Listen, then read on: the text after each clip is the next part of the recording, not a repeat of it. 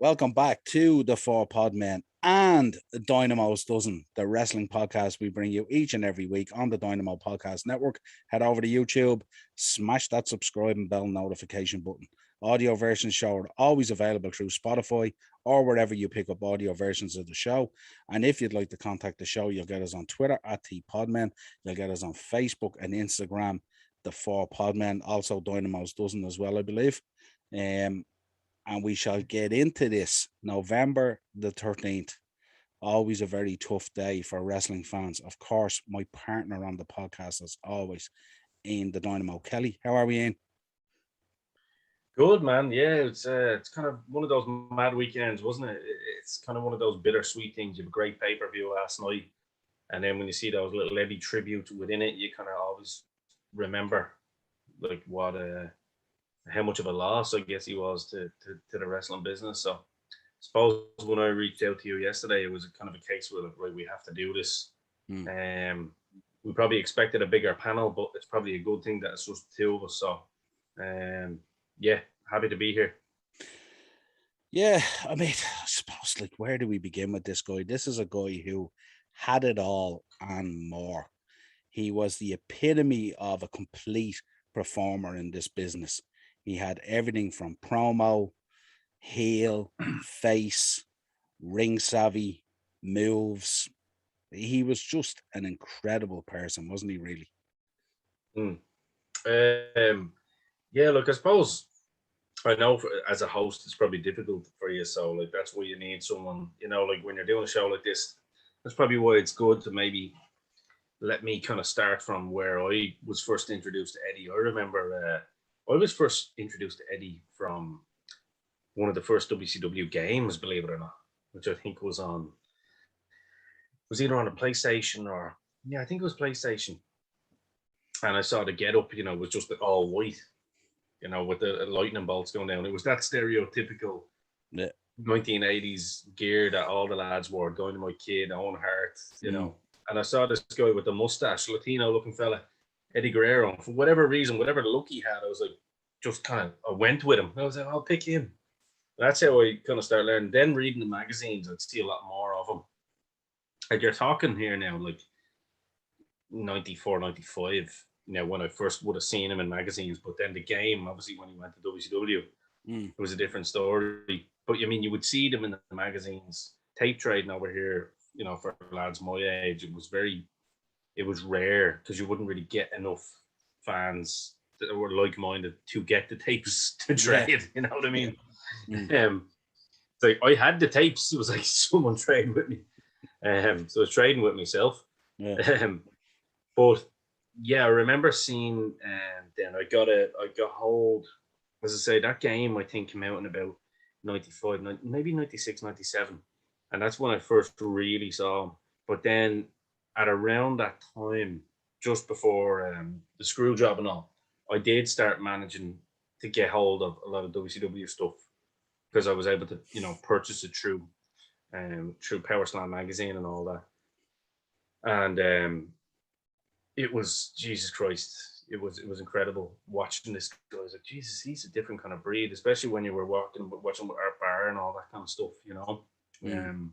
when they had the whole USA get up. But when you really saw some of his early stuff, you could see he was such a dynamic performer. So he was kind of one of those guys, kind of along with Benoit, that I always kind of heard a lot about, and Malenko heard a lot about, but I didn't get to see a lot of. I was just reading about their matches through magazines. You know what I mean? And I'm sure you were in the same boat at that time. It was very hard to get hold of stuff like that because it wasn't on our network television anymore. Unless you had TNT in 95, 96, which not a lot of people did. So yeah, that was kind of my first introduction to the likes of Eddie Guerrero. And then obviously once Brett was over in WCW, then I found a way to get it because I realized my uncle had TNT and it was there all along. I was like, shit, I could have been doing this for years. And then when I did finally see him, it was like you saw the looks of him and Jericho and Malenko and Benoit, and you were like, okay. But I'm gonna have note this down, put a pin in this one. I'm gonna talk about my comparisons with him and Benoit later, and some people are gonna be surprised with this. Yeah, absolutely. I also have a couple of stories to share later as well, but I'll Yeah, save them for exactly. later. Yeah, yeah, exactly. Just We don't want to give everything away too yeah, but soon. it was just there's like nearly an aura of a performer that comes through the screen at you, and you connect with him, and Mm. and it's like as if he teleports you to that place, and he brings you along with him, and kind of never drops you or lets you go.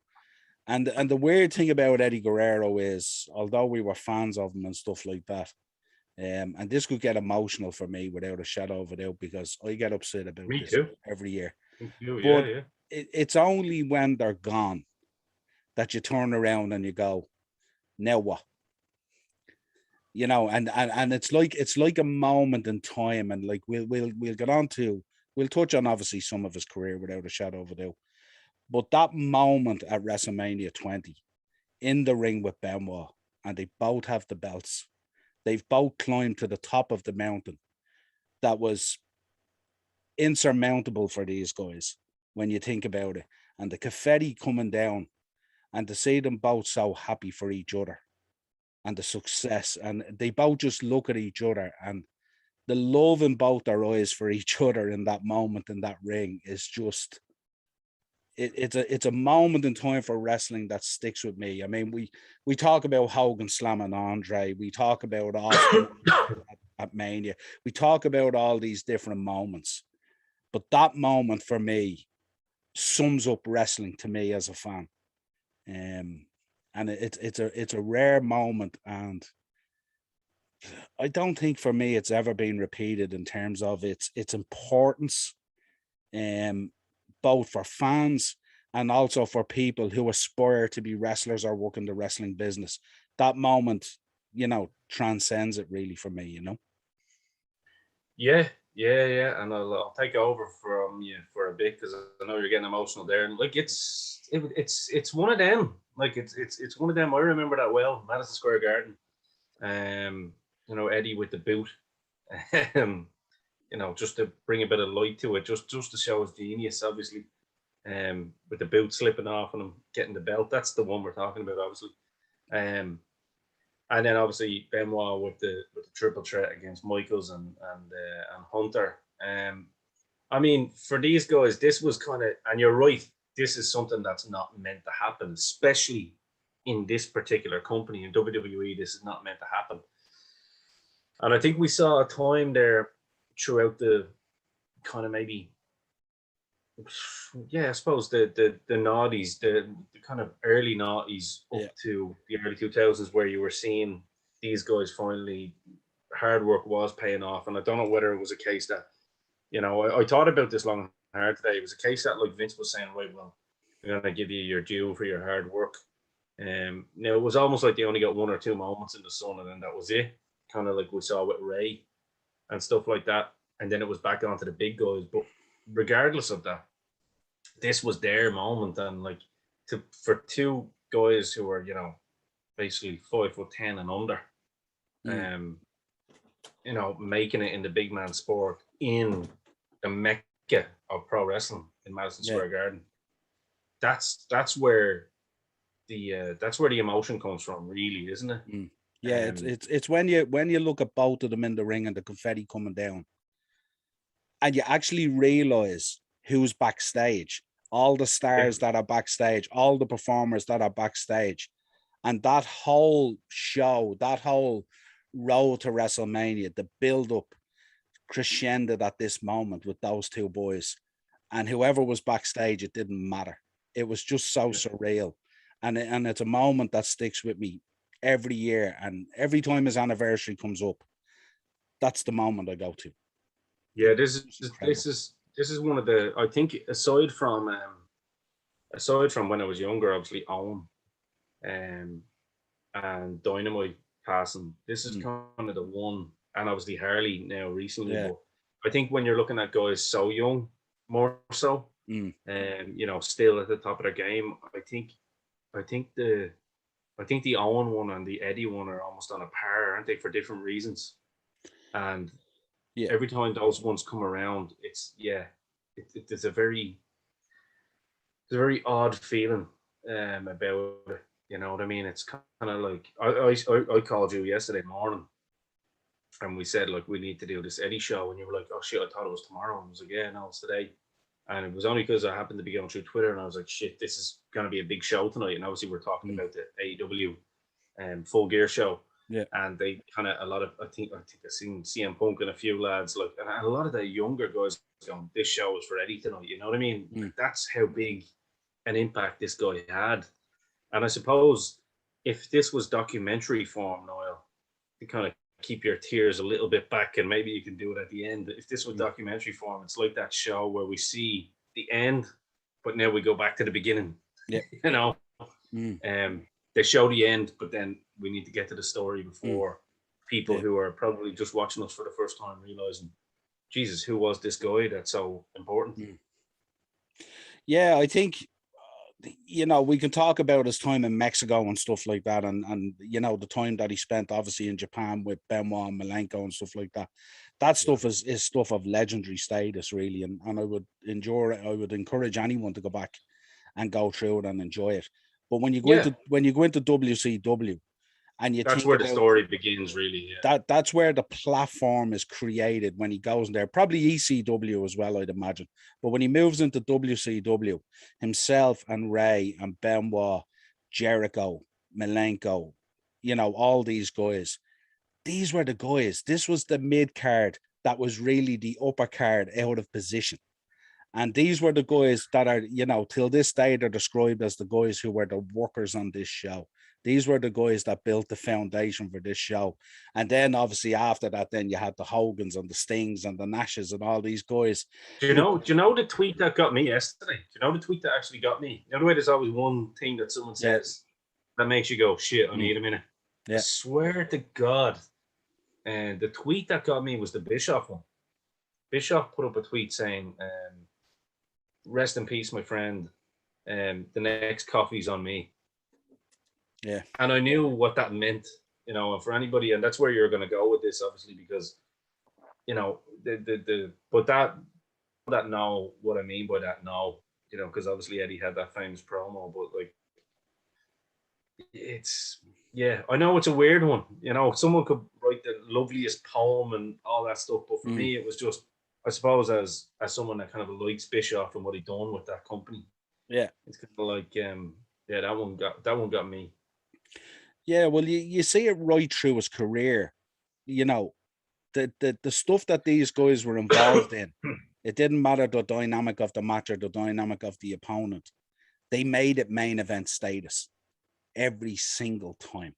Didn't matter what it was, and it was the kind of thing that those following them found it very hard to follow them because it really was main event stuff, you know. How could you? I mean, like that Halloween Havoc, people talk about it to this day. Like that Rey Mysterio Halloween Havoc 1997. Unbelievable. I'll be honest with you.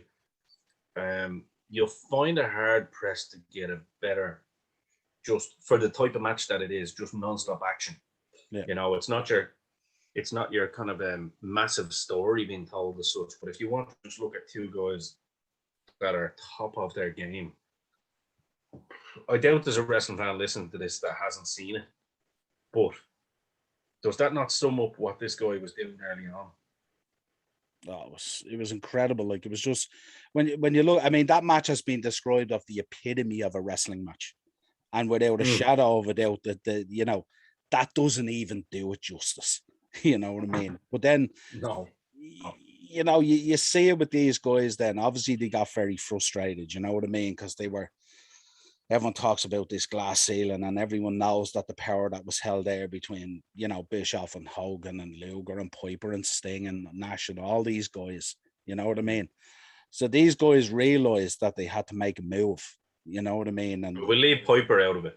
Yeah, but you know what I mean? Like, it's no, it's true. It's true. Yeah. You know, these guys were working so much and working so hard, you know what I mean? And, you know, 31st of January 2000, the Radicals appear. You know what I mean? And that for me was like, I was looking at this going, what the hell? You know what I mean? This was amazing, you know.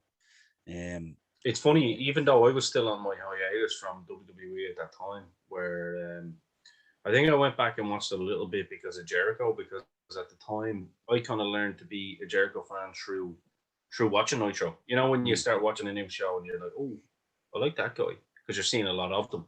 Yeah. And I remember Jericho was kind of a guy that I was like, he's a little bit different. I like him. He's got a good look, and he's hail from Calgary, Alberta, so see him a Flames guy, as everyone can see. So I was kind of like, okay, this guy's got some chops about him. But so I kind of start watching stuff with Jericho again on WWE. I kind of given up a little bit on the business before I got into it.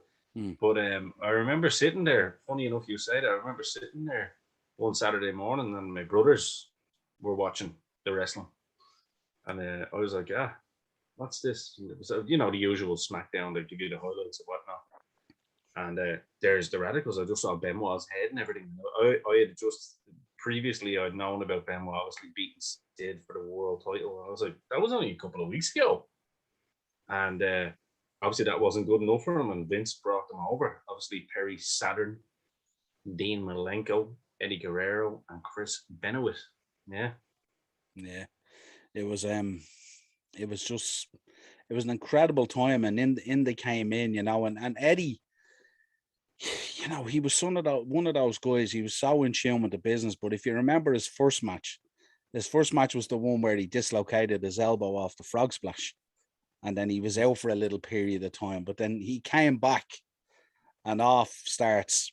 We get the crush on China and the Latino heat, and there's moments. There's moments in his WWE career, and look, we could sit here for 6 hours reminiscing on matches and stuff like that. Most people out there know the periods, shadow of a doubt in periods. But you had the Latino heat, you had the Los Guerreros, you had the Viva la Raza, you had the Light Cheat and Steel, you had all those things all the time, and it was just every time he moved up an inch, it was just more and more and more. Like I remember, not skipping across. I mean, he won the European belt a number of times. He lay down for China. But he knew, and that was groundbreaking at the time. China pinning Eddie Guerrero, but he knew at the time that it wouldn't hurt him because he was such a performer, and he knew he had the crowd in his hand and stuff like that and all. And just some of the stuff he did. I remember going back even, that time when they all moved to SmackDown, remember, and the matches on SmackDown and the Los Guerreros, and when tag team wrestling at the time was the forgotten art, and then along came Los Guerreros, and then you Team Angle, and you had all these other teams, and tag team wrestling was red hot again. It was main event stuff again. We were so enthralled by it again, and it was down to him and obviously Chavo as well, like, who was exceptional at the time as well. And it was just unbelievable at that time. SmackDown was red hot. Like, and I just remember those early 2000s. As we go through those early 2000s, wrestling was red hot then at the time, even with these new guys coming in, Yeah, I think when you look at those four guys as well, like Eddie was the natural born performer out of a lot of them in terms of being able to be kind of charismatic and be a promo guy and stuff like that. And because I think with Saturn, he was just an oddball but a great worker. Do you know what I mean? And he was doing that whole thing with the mop and all that kind of stuff. And Dean Malenko was messing about with he was messing out with one of the boards as well. One of the girls fucking can't remember who it was. Lita or something, or was it? No, he was doing something with someone mad. I can't remember at that time, but Benoit was just going in having these matches. Whereas I think when you looked at Guerrero, he was kind of the all-round package out of these guys, even though they were all at a similar height and a similar build. And it's actually funny. You see how small, I say small, but in shape. Eddie was like in shape at that time. But you see, he was a lot smaller than he got to later on. Do you know what I mean? Yeah. Which I'm convinced helped, cut his life short, to be honest with you, a little bit, if I'm being honest. Yeah, they were great times. I mean, you continue there because I have my I have my bits in my head that I know where I want to Yeah, go with this and absolutely. who Yeah. I want to compare them to and stuff like that. So I don't want to get too far ahead of myself. Yeah, well, I mean, you'd a number of runs in there. I mean, you know, WrestleMania 17, you had the European match with Test and stuff like that and all, you know, and like, you know, you could see what was building even there at that time. But then, you know, May 2001, he enters rehab. And then in November, the company release him. And this is where That's he, the one. That's the bit. Yeah. yeah. And that for me was a tough one as well, because it was kind of like, it was kind of a moment that kind of drifted off, you know what I mean? And it was just kind of this next segment that I'm going to talk about is the one that he doesn't get near enough credit. But as you said on Full Gear the other night, he got a lot of credit for this. And the reason he got a lot of credit for this is a lot of the guys performing in those rings, these were the guys he built up when he went out on the independent scene. That's CM rarely, Punk, Matt Hardy, yeah. that's rarely known. That's rarely known by wrestling fans, because a lot of wrestling fans, you know, WCW, WWF, WWE, that type of thing, they didn't really. But I was a big Ring of Honor fan. Yeah. And that's the thing, you know, he got his life in order. He went back out in the independent scene and he had a drive to get himself back there to where he wanted to be. He wasn't going to let life beat him in any way. And he had taken quite a fall. And he went into Ring of Honor. Gabe Sapolsky brought him into Ring of Honor. And like he worked with Christopher Daniels. His matches with super crazy are just, they're exactly that. They're super crazy. And CM Punk, you know, he had rivalries in there. Rey Mysterio, his matches with Psychosis, my God. You know what I mean? To be honest with you, I would actually even say the stuff that he would have with the likes of Psychosis and stuff is stuff that we've seen in WWE. When I go back, I wasn't the biggest CM Punk fan, as you know, when I was younger. When I go back and I look at the stuff that he was doing with CM Punk, the amount, I'd say, of the learning tree stuff that CM Punk was exposed to just by being in the presence and in the ring with Eddie Guerrero. Yeah. You know, really brought him on tenfold. You know what I mean? Yeah, I mean that was I think that was a really pivotal moment, and I'm glad you brought that up. That was a pivotal moment. Yeah. And obviously his comeback then is legendary, you know. But I mean, that it really, like, if people want to go back and look at his stuff in Ring of Honor, I would encourage you to go back and look at it, because he really legitimized and brought attention to that company. And you know, we see that company now and it's kind of drifting off now. It's let go of its employees and stuff like that, and it wants to take restock and rethink. And COVID has obviously hit it badly. And I would also emphasize it's one of the companies out there that paid all its employees through the pandemic and stuff like that. So big card off the Ring of Honor, hats off the Ring of Honor, 100%. And I think he's not often associated with the foundation and the success of that company. Boy, did he go in there, you know, and absolutely worked his back end off with these guys and stuff like that. So I wanted to bring that up because I think it's really important. That gap between WWE Part 1 and WWE Part 2, it's really important to fill that void, that, like, this is what he was doing. He was going out there to reprove himself again, to re-kickstart his career, coming back out of rehab and getting everything going again. And I think it's really important that we brought that up. And that's why you touched on AEW and the mark of respect that those people have for him. That's because those guys were there firsthand in that time frame and stuff like that. So it's really important. I just wanted to add to that as well, if I could. Yeah.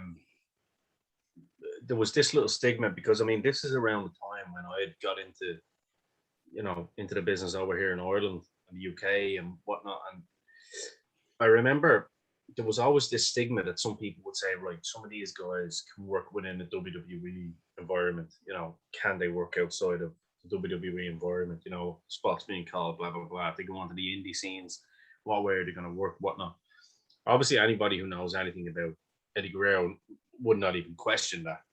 However, he was going out and having these matches that were probably better than some of the matches he got to have in WWE because of how you need to work within the WWE kind of, I suppose, regime, if you want to call it. And he was literally going out and lending knowledge and passing that down to the young guys. And I think that's what people need to realize when they talk about a CM Punk or a Jericho and why they're there. instead of kind of blasting them just because, oh, they don't look like they used to in 2021. Well, guess what, kid? You don't look like them ever. For all those lads out there calling Jericho fat, you're a fucking idiot. You know, like I saw some fans with like, you know, signs, and I do want to cut a promo here on some of these idiots. Just as human beings, you're not a wrestling fan. You're a fucking idiot. Quite clearly, you've got issues in your own head that you need to fucking sort out before you start throwing things out like that. Because these are the same people then will have their own issues, mental health issues and stuff like that, that will then be seeking help from other people. But just because these people are famous, don't think it doesn't affect them. You know what I mean? We've seen it in Japan with that young kid that, you know, did take her life because of the abuse that she was getting online.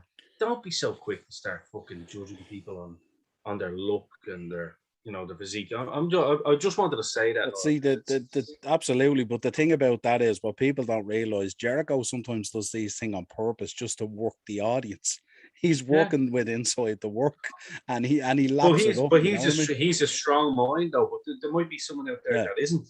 Yeah. Do you know what I mean? There might be someone out there that isn't. So it's just little things that I notice, and it seems to be wrestling fans that like it's the only fucking it's the only kind of industry I know that you see in a live environment that people think they have the right to start shouting out on someone's appearance, which is fair enough if you're a heel or a baby face. That's you know, that's what it is, and I get it. Oh, you fat bastard! Like some lads go out and that's their gimmick. You know what I mean? It's their gimmick. But no, I just thought it's you know, and I'm not, and people probably aren't expecting this from me. I'm usually the one giving out about snowflakes and, you know, cancel culture and stuff like that. But I do think there's a limit, there's a line. You know what I mean? Yeah. But with these guys, Guerrero was actually going out and he was like literally passing on that knowledge, and that was the point that I was at before I went on a tangent. There is that the likes of Jericho and him, you know, CM Punk now are there to try and, obviously Punk is there for a different reason. He is going to be big gold and stuff like that eventually. But the reason Punk probably got to that level, because he was never meant to get to that level, the same way Guerrero wasn't meant to get to that level, the same way Jericho wasn't meant to get to that level. So this all comes back again to Guerrero and what he done for a lot of that indie scene that are now there. You know, the Colt Cabanas, as you said, the CM Punks, a lot of other guys that I probably can't remember off the top of my head. Christopher Daniels. This is what Christopher Daniels, yeah, right. who has in turn passed the knowledge down to other people. So Guerrero is kind of one of those rare kind of guys, commodities that had the experience from kind of the late 80s all through the 90s on the indies there, where he was wrestling, you know, in Japan, wrestling in ECW and in Puerto Rico and all these crazy arenas, that was able to bring that in then to the noughties. You know what I mean? And it's just, I've always said it in pro wrestling, you fucking pass it down. You always pass it down for the next generation. And I think the reason that Eddie, if someone asked me why is Eddie so revered, this is one of the main reasons. Well, Eddie was one of those guys that even early in his career, he was always passing it down. His goal was always, I mean, we've spoke on this podcast so many times, you know, about how you go in and you have a match with Finn Balor, and regardless of the result of the match, you always come out better for it. Eddie Guerrero was the blueprint for that, really, you know what I mean? And he was also the blueprint. He was also the blueprint for wrestlers who, that if they did fall off the wagon and they did go through a tough time, that you can come back, you can rebuild your career, you can go out on the indie scene, you can make a name for yourself, and you can create a version 2 of yourself and be highly successful. And I just remember when he went into WWE again, I mean, like, he kicked it out of the park straight away with those 3 matches he had with Rob Van Dam were just incredible.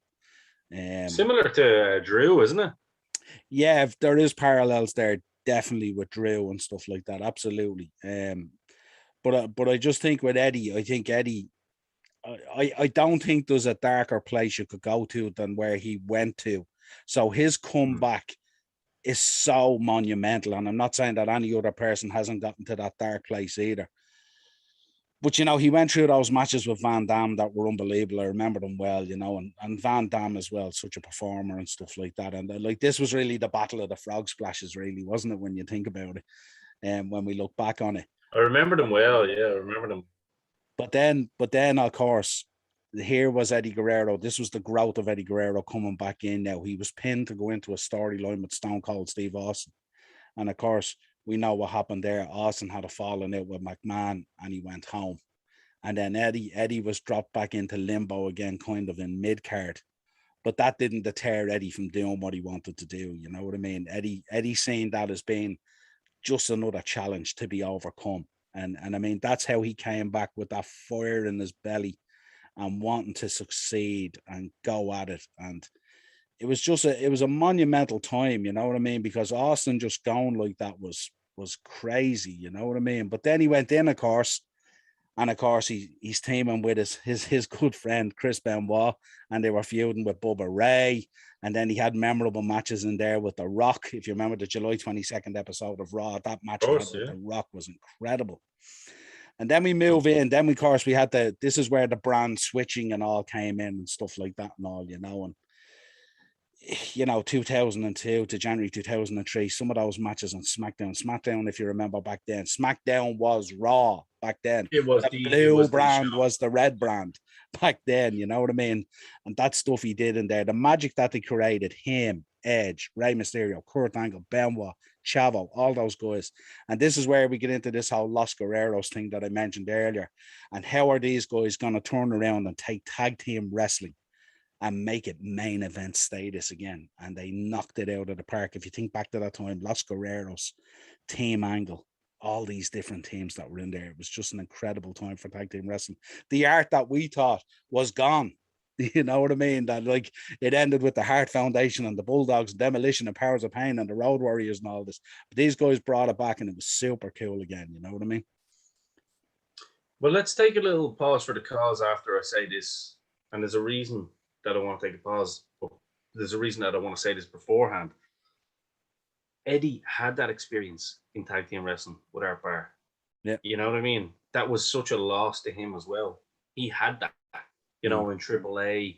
You know, they were doing it pretty much everywhere, all around the indie circuits, bar WWE. He had that experience. So I mean, for him, this was probably okay. Second nature. Easy work, baby. You know what I mean? Absolutely. Good Lord. Yeah. Well, we'll take a quick break. And we're back discussing the man, Eddie Guerrero. July 2003, he defeats Chris Benoit in the finals of a tournament to be crowned United States champion. And here we see this is the development. This is building towards Eddie Guerrero, the WWE champion. Has some great feuds, of course, with John Cena, to name but a few, and the Big Show. But then he wins the SmackDown Royal Rumble. And as fans, we're so excited about this and we're thinking, here we go. Is it going to happen? Will they follow through? Are they going to push this man to the top of the mountain, or are they just bringing us on the journey for the sake of it? February the 15th in the Cow Palace in San Francisco. No way out. He gets his shot against Brock Lesnar. And anyone who remembers anything about wrestling back then, he wins the belt. And that moment when you see him draped across the family and the fans, his mother, his brothers, and he's there with the belt and the smile from ear to ear. And I think there's kind of disbelief there. It's like as if he's in this dream that he's sharing with us all, like defeating Brock Lesnar for the belt. And you know, hats off to Brock. What a match. Unbelievable back then. Phenomenal match. I mean, like it's kind of like, you know, it's kind of like a similar journey, isn't it, to the likes of a Bret Hart, to be honest with you. You know, like, I'm not supposed to be beating these big guys. It's like you always hear Bret when he talks about winning the belt first. It didn't really, he beat Ric Flair for it, but it didn't seem like he won the belt or he was the guy. You know, whereas because it wasn't on a pay-per-view or anything, it was just on, like, you know, it was like, we need Flair gone. Yeah. It's not Throw what we call throwaway TV. Yeah, you know what I mean? It's on a Silver Vision show. Whereas I think with Guerrero, this was like a big pay-per-view win for him, and it was like, wow, he beat Brock. Brock was basically the new Ultimate Warrior, it was kind of the new Ultimate Warrior more so, you know what I mean? Because they still had Cena was still there, he was their guy. Had Rock gone at that point? I think. Yeah, close to it anyway. Yeah, or close to it. Yeah. But Brock, Cena, and Orton were the guys. You know, they were the new big guys. But you know, unlike Warrior, they could work. So they were like he had these guys like, and Brock was the epitome. You know what I mean? He was the guy that you just couldn't beat. And how we expected, we're not expecting little 5'8" Eddie Guerrero to go and beat 6'3" Viking man himself, Brock Lesnar. And sure enough, he did it. Yeah, and this was the match where we seen the layers of Brock Lesnar that existed, because he spent time. Remember, he was putting on the sombrero, and he was totally taking the piss out of Mexican culture and everything and all. And you know, and then you had Eddie there playing up to it as well. But you knew with Eddie, that glint in Eddie's eye, he knew where he was focused and stuff like that. And it was the thing that Brock kind of missed. But I always remember Brock coming down on one of the, I think it was an episode of SmackDown or something like that. And he came out with one of those Mexican bands, you know, like one of the ones you'd see in Breaking Bad or something, that the three guys, what do you call it, the maracas or maraca bands or something like that, whatever they're called, something like that, yeah. But I remember Brock came out and he was always wore the black bottoms like The Rock, you know, the tracksuit bottoms with the cut off black t-shirt. And he had the black sombrero on him with the white tassels hanging down over, and he was doing all the Mexican dance down the ring to the ring and all and stuff like that. And I just remember Eddie just lapping it up, like it was just, you know, it was like as if Eddie was nearly coaching him, going, this is where you need to go to with this kind of thing. You know what I mean? And it was so out of kilter for Brock as well, you know, because Brock was just the beast, the monster, you know what I mean? But to see Brock going down deep and dirty like that, it's like some of the recent times with Brock, you know, when you see him dancing with the Ghetto Blast or the Money in the Bank thing and all, like, and you see there's still little shades of him there that can come back and stuff like that. And if we only got more of it, it'd be brilliant. And it all stems from his time with Eddie. Yeah, absolutely. So then we move on to something that we spoke about earlier. We hit WrestleMania 20. And he has an unbelievable match against Kurt Angle to retain his belt. And it was incredible. And I mean, Kurt Angle will tell you on his own show and on his own videos that he's done and stuff like that. Eddie Guerrero, like when you mention this guy, people just tear up, you know. And it's funny, isn't it? Like that Eddie Guerrero had no fear of these guys because he was quite hot tempered. You know, he could lose it. You know, and I remember Kurt saying, like, "Do you really want to go here, Eddie?" And Eddie was like, "Come on, bring it to me, bro." Yeah. You know, and it was like, no, you need to go home, leave it. Yeah. You know, because he wouldn't even. Kurt is like, I don't want to hurt this guy. I like this guy. Yeah. But man, you know, I'm gonna say this now. At a time where I was kind of a Benoit fan because I was such a Dynamite fan at the time. When I actually look back at the two careers, for me, there's only Guerrero. And I'm not saying this because of what Benoit done or anything. The difference with Eddie Guerrero and Benoit is tenfold. And I'll tell you why. I mean, the charisma that Eddie Guerrero had, he could do whatever the company needed him to do in terms of like cut promos, he could be a nasty son of a bitch as well if he needed to be, as we saw with his stuff with Rey Mysterio. You know, with I'm your papi and all, like, you know what I mean? You were like, oh my God, you little bastard. Yeah. The Dominic stuff. And the real deep. Yeah. Whereas I look at you know, look at Benoit and it's like one, like, listen, Benoit's phenomenal. I'm not taking that away from Benoit, but one, like, Benoit's a carbon copy of someone else. Do you know what I mean? Like, literally a carbon copy of someone else. And we know that's Dynamite Kid. He built his life. I mean, he might have done some stuff different later on than Dynamite, but fundamentally, that's what he was. He was a carbon copy of Dynamite Kid. Whereas Eddie Guerrero had all those skills and then some. Yeah. Like, he was able to he was able to mix and match with everyone. He could do that mat-based stuff if he needed to with the likes of Kurt Angle or Benoit. But then he could bring you into laughter. He could bring you into tears. He could bring you into fucking, oh, I want to choke this son of a bitch. You know what I mean? I think Eddie Guerrero, I'll be honest with you, if he's not in the top 5, you know, greatest of all time in terms of just everything that he's done, I think there's something wrong. Do you know what I mean? He's probably one of the most complete performers in our generation, and that's how I would put him up there in terms of. I mean, there was no weak points in this man.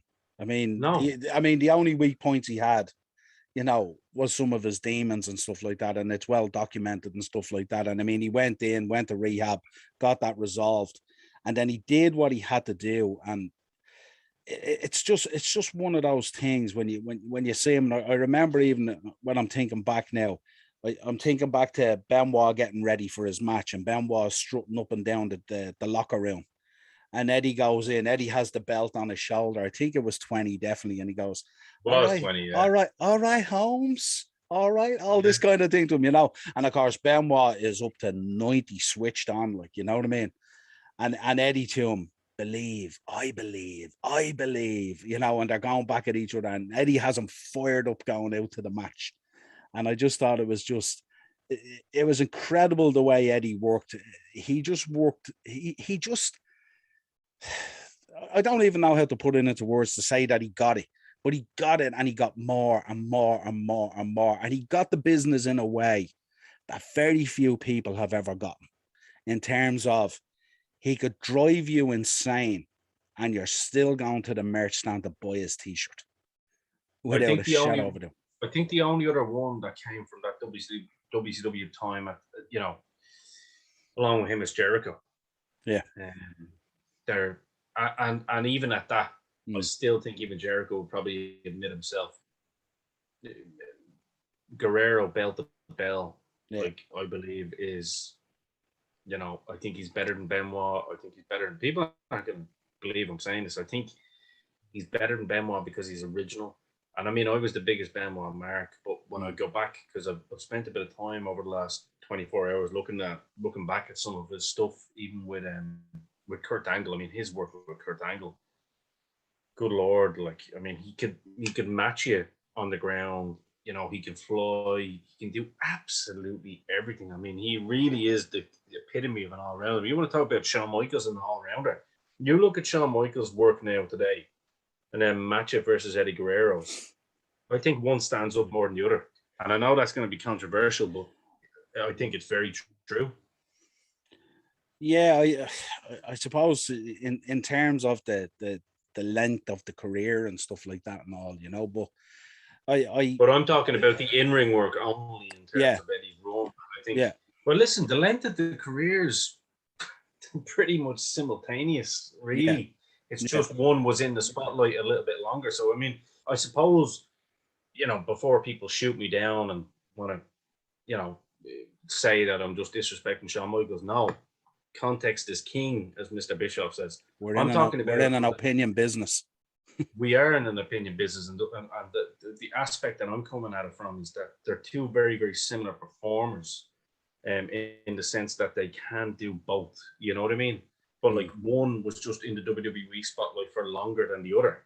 Whereas if you go back and look at the other's body of work in different companies, that's what I'm talking about. You know what I mean? This isn't a WWE podcast here.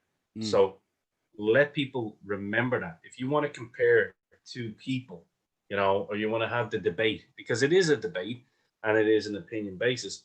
But if you get like a load of videotapes, my age is shining through here. We don't need videotapes anymore. But if you go get a load of footage of stuff from Eddie from the start of his career to the end of his career and get it from Michael's perspective all the way up, they both were in tag teams. They both came from that lucha libre style of training. And they both were well versed in the mat ground stuff and the technical wrestling stuff. All I'm saying is, I think when you look at it, I think Eddie's, for me, holds up more so today. Eddie's body of work stands up to anyone in the business. Anybody. Yeah. That goes for Bret Hart too, before people would call me out. So we move on to July, and it's the Great American Bash, and he loses the title to one John Bradshaw Layfield, JBL. This is my favorite period of Eddie Guerrero, believe it or not. I thought the stuff these two done together was fantastic. And you only have to see what Eddie Guerrero meant to JBL. If you go back and look at the interview JBL did when Eddie passed, he was absolutely bubbling and distraught. He could barely talk about him. And this is a man, JBL. He's a tough guy. This is a guy he's a man's man. Yeah, he hung out with Ron Simmons. He knows what's what. Listen, his mentor was Stan Hansen, for Christ's sake. You know what I mean? Yeah, absolutely. So then Eddie comes back, and we get a repeat. You mentioned it earlier with the I'm Your Pappy and Dominic is my child and all this.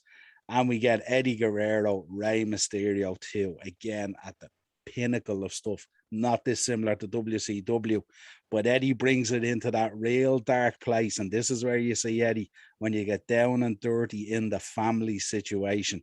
And he was absolutely brilliant at it. I'm Your Pappy, a t-shirt that sells out to this day. Yeah. And you know. Absolutely. Just an incredible time. What a way to again, let's go into the deeper waters here of what's happening here. Willing to make himself to be that evil bastard, as you said, like stuff that can probably touch on some nerves of families watching this. Yeah. But willing to do that for his friend to get him over. So what we see with Eddie Guerrero is he's constantly giving back, isn't he? He's constantly giving back to the business, and not just the business, but the people that deserve it. You know what I mean? And this is Rey Mysterio's time to shine a little bit and get a little bit of promo work and stuff like that. And we see a little Dominic. He's grown up a little bit since, hasn't he? Just a tad. He now has his own t-shirt, and he's now working away himself, actually. And in fairness to him, doing some good stuff, and there's probably better stuff. I think he's deadly. Yeah. It's great to see him. To see him.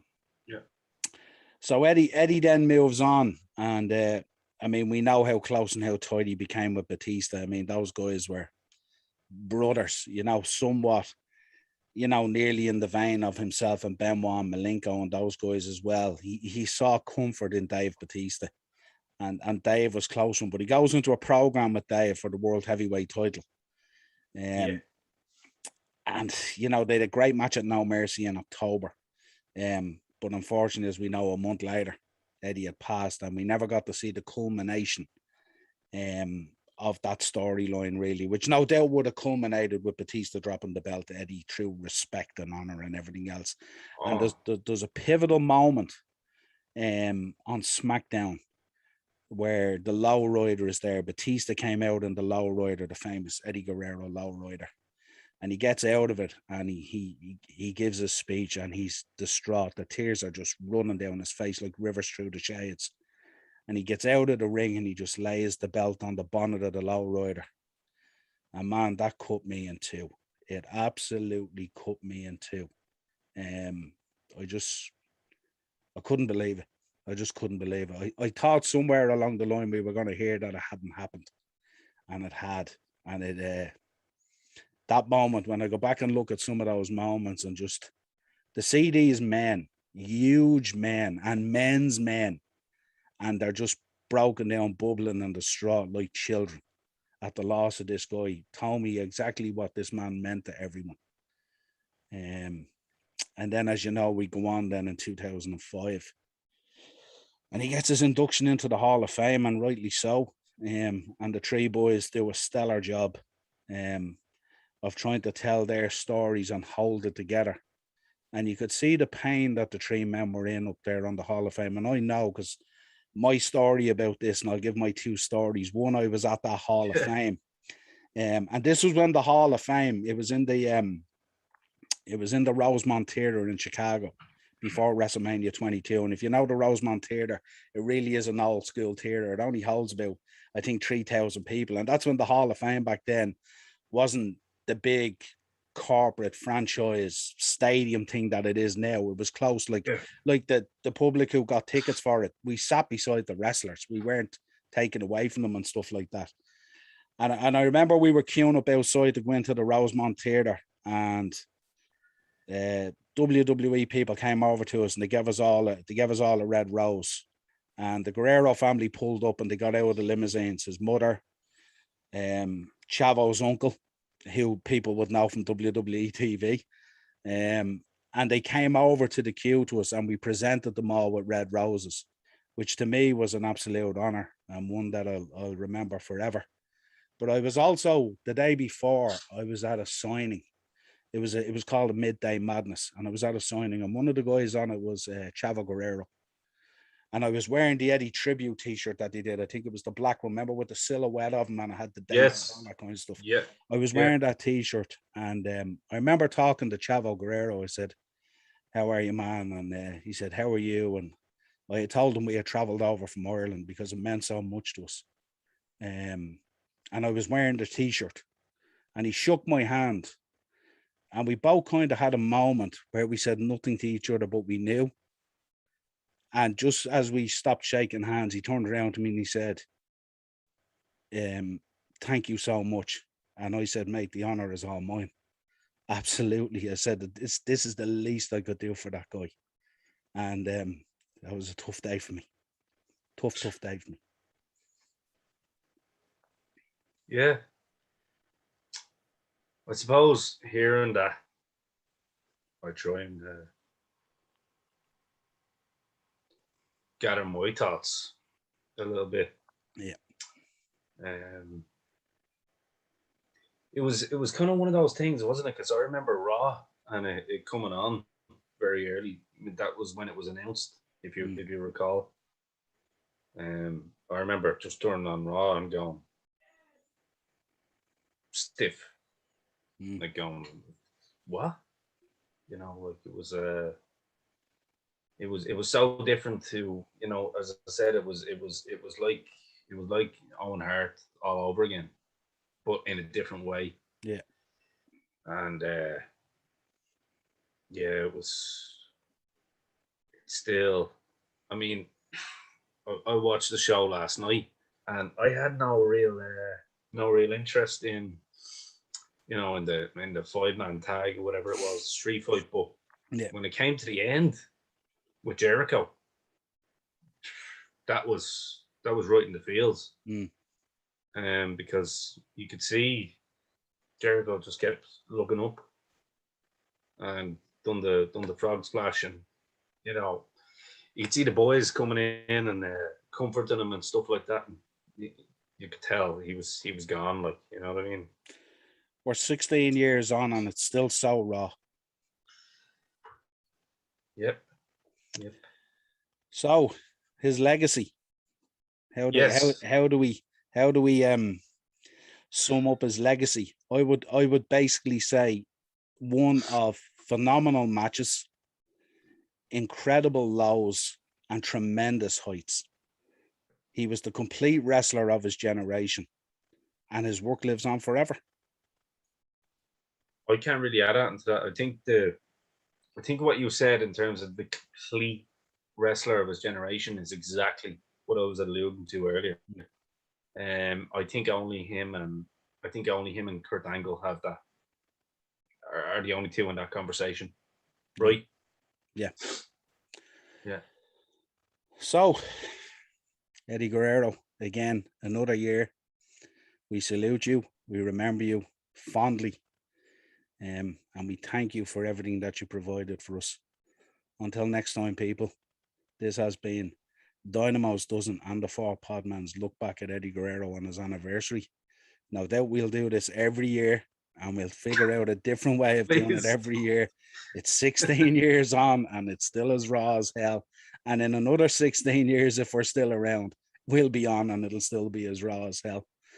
Until next time, you know where to go. we don't need to be telling you where to go at this stage. It is, of course, YouTube and Spotify. Get over there and support us as best you can. And we will leave it at that. Till next time, folks. Appreciate you viewing and listening. Cheers, bud. Cheers, bro.